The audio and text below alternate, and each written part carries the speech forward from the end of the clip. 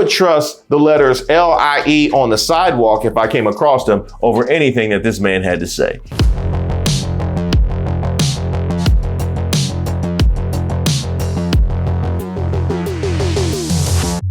Hi, my name is Reese Waters, and I'm troubled. Don't forget to like the video and subscribe to the page.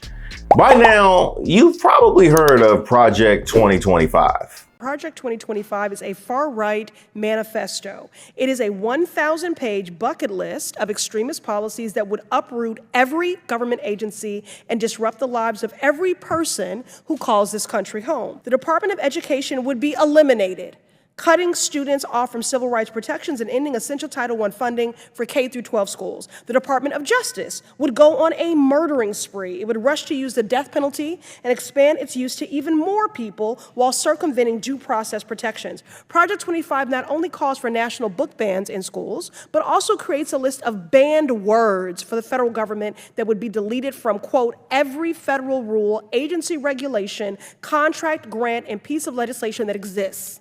End quote. Here are just a few of the words on the list: diversity, gender, reproductive health, and of course, conservatives want to ban the word abortion. On that note, abortion care would be inaccessible and illegal no matter where you live. Now, we could have an entire hearing on how these policies would quite literally ruin and end lives, and I didn't even touch upon proposals for housing, climate change, worker protections, and more. If enacted, Project 2025 would destroy the federal government as we know it. And if you haven't, boy, do I have a surprise for you. While many on the left and center have expressed anger at the status quo, myself included, let's look at the alternative, because ain't no reason to leave if outside is worse. That advice works for a lot of things, by the way. America First Legal is a member of Project 2025, which is dedicated to creating the playbook for the next conservative administration and what it calls the Project Pillars, correct? We are proud contributors to Project 2025. Okay. Project 2025 is an extensive transition plan developed by the far-right think tank, the Heritage Foundation. It is designed to steer the next GOP presidential administration, and the plan, targeting a potential second Trump White House, outlines an extreme agenda that poses significant threats to democracy, civil rights, environmental protections, and more. Project 2025 aims to fill the next GOP administration with staunch Trump loyalists, reinstating policies like Schedule F, which would allow for the at-will firing of federal employees, thus stripping them of their civil service protections. Trump and other conservatives have expressed their intentions to purge the federal government if he is reelected. The project includes online training and loyalty tests to ensure hires are unwaveringly dedicated to Trump's agenda. According to Project 2025 senior advisor John McAtee, the number one thing you're looking for is people that are aligned with the agenda. Yes, think about that. The Trump agenda at every level of every agency. Because I know when you call because you need some governmental help, the person who you want on the other end is a MAGA. Now, granted, it could still be a MAGA, but at least they're not openly MAGA. They're not encouraged to be MAGA at work. They probably don't have a hat on as they're taking your call.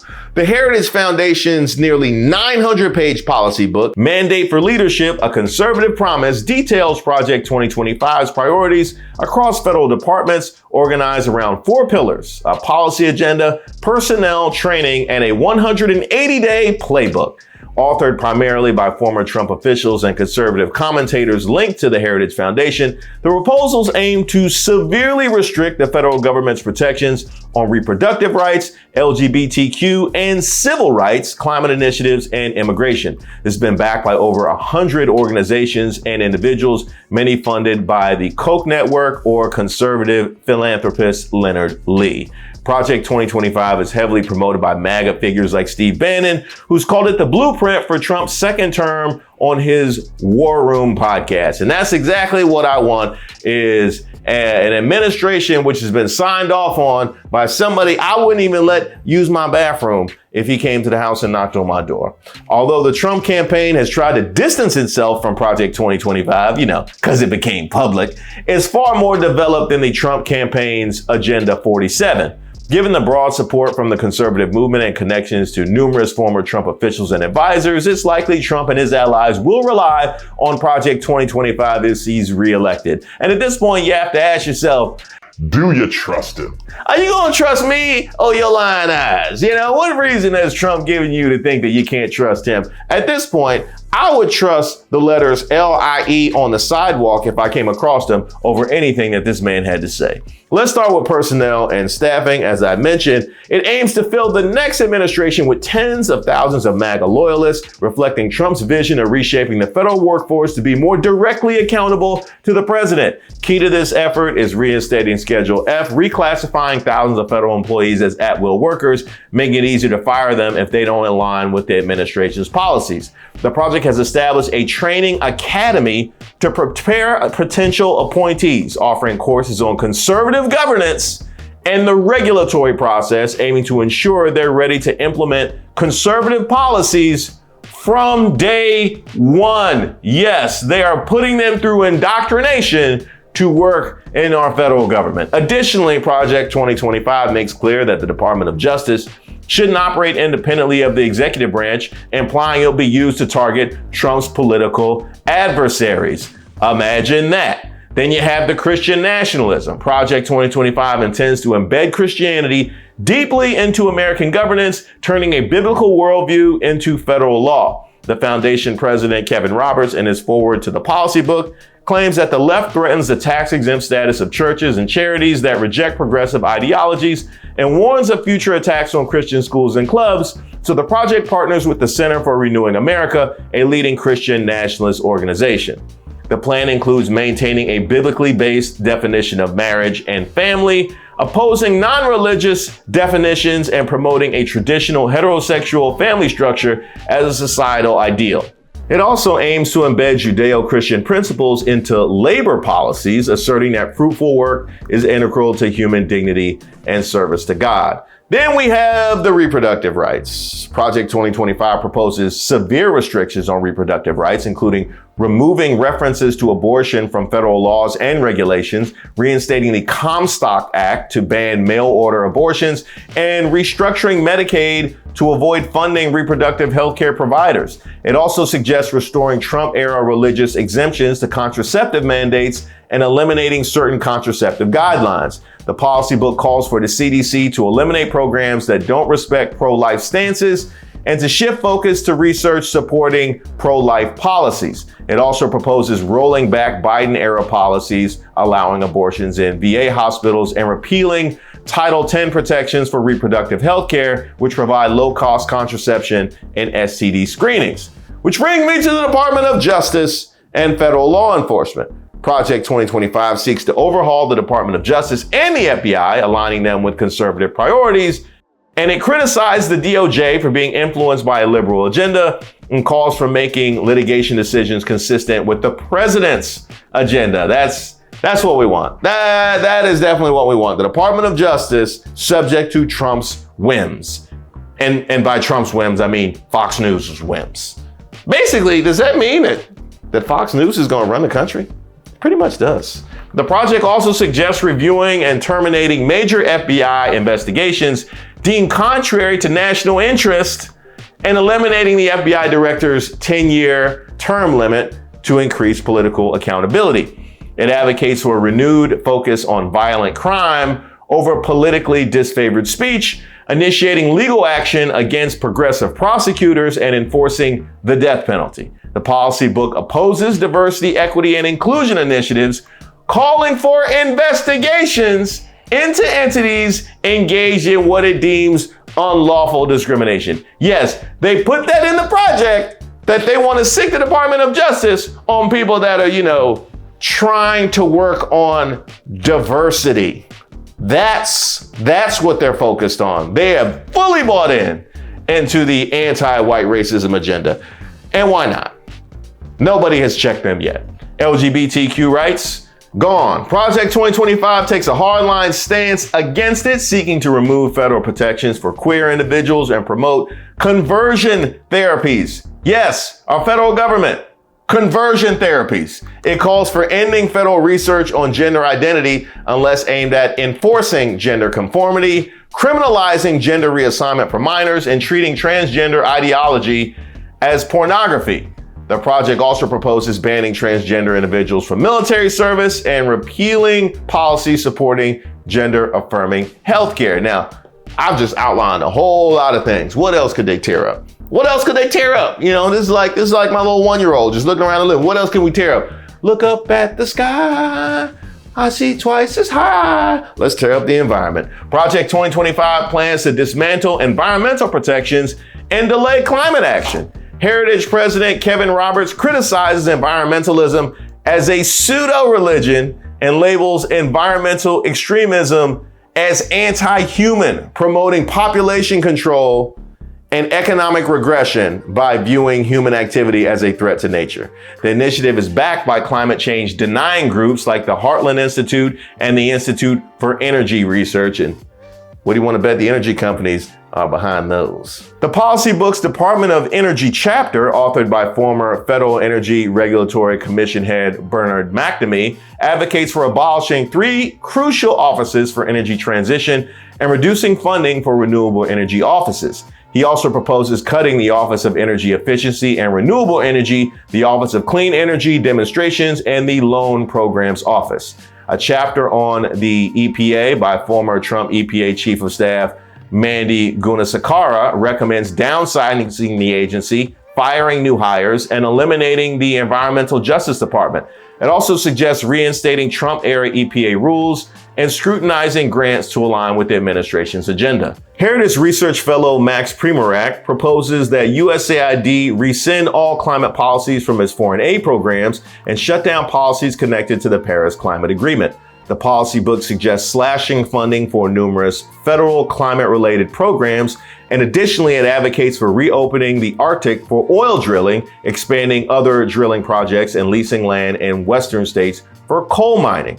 Now, obviously, it's going to have a whole lot to say about immigration. Project 2025 aims to drastically reduce both legal and unauthorized immigration through novel, extreme approaches, surpassing Trump's first-term policies. It could make the hundreds of thousands of vulnerable to deportation by revoking temporary protected status, affecting their families and communities. The Center for Immigration Studies, known for its anti-immigration stance, supports these policies. The plan seeks to cut legal immigration by dismantling the DREAM Act, restricting DACA, limiting temporary work visas, and increasing fees for migrants. It also proposes restricting T visas for trafficking victims and U visas for crime victims.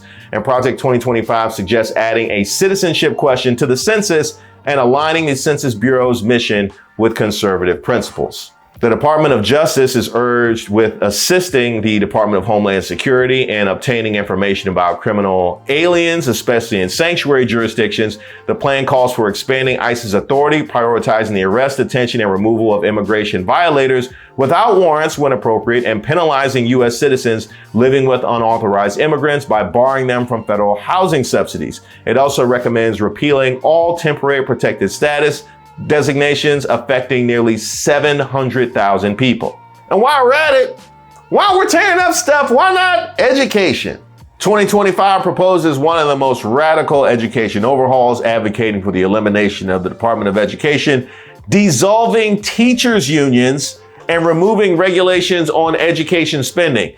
This plan is supported by Moms for Liberty and the Institute for Education Reform. Now, I don't know a whole lot about the Institute for Education Reform, but I do know a whole lot about Moms for Liberty. And if your plan is supported by them as discredited and shamed as they have been in the public lately, then you know it's trash. If you told me that Moms for Liberty endorsed this ice cream flavor, I know it's nasty. I know exactly where those ladies are coming from. Lindsay Burke of the Heritage Foundation promotes school vouchers, allowing parents to use education savings accounts funded by state and local taxpayers.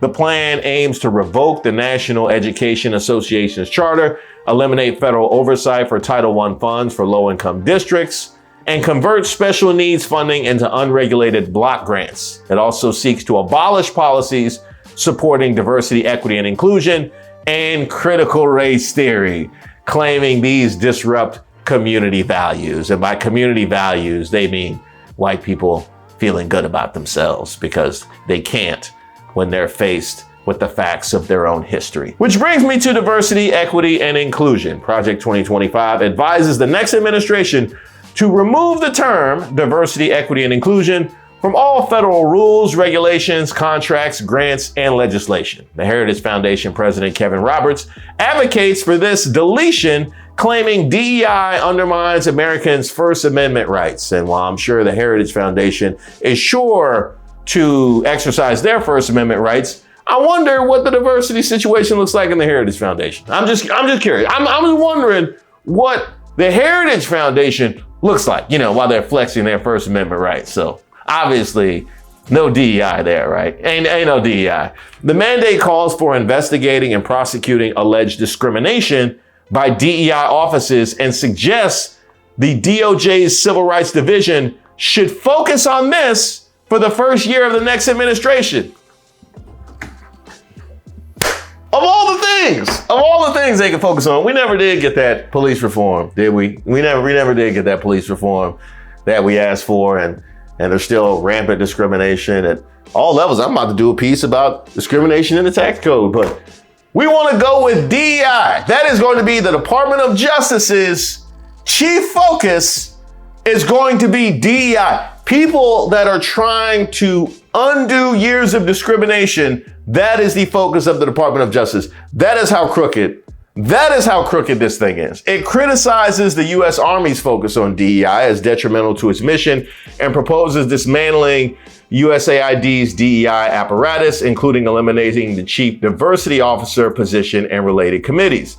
The proposal also recommends amending the Higher Education Act of 1965 to prevent accreditation agencies from mandating DEI policies. It suggests terminating Treasury Department officials involved in DEI initiatives and eliminating official DEI roles and committees within the department. Now, obviously, that relates to us a great deal, but there's more that relates to us specifically because Project 2025, it mentioned that states should have the ability to impose work requirements on Medicaid, and research and any common sense shows that mandating work requirements only fuels racial inequity given the discrimination against Black Americans that exists in the job market. Compared with white Americans, by the way, Black Americans are about half as likely to be called back for an entry-level job. In addition to prosecuting DEI, the DOJ will also focus on the boogeyman that is voter fraud, even though there's no widespread evidence of it, which amounts to voter intimidation that history tells us disproportionately affects Black communities. And even the climate change will be felt more harshly by us because low-income Black people are exposed to the most pollution from power plants and have the highest risk of death from such pollution. So that, in a summary, is Project 2025, but that's just what they put on paper. That is just what they put on paper. Those are just the outlines that they have laid out. And if there's anything we know about Trump, he doesn't obey the rule of law, even his own. So if you think that that's as far as he's willing to go, I got another thing coming. Now, this was basically the right wing not being ready for Trump winning in 2016 and then being ready to fully enact everything that they would like to see changed about America in Trump's second term. So to those of you who ask, what do we have to lose? Just about everything.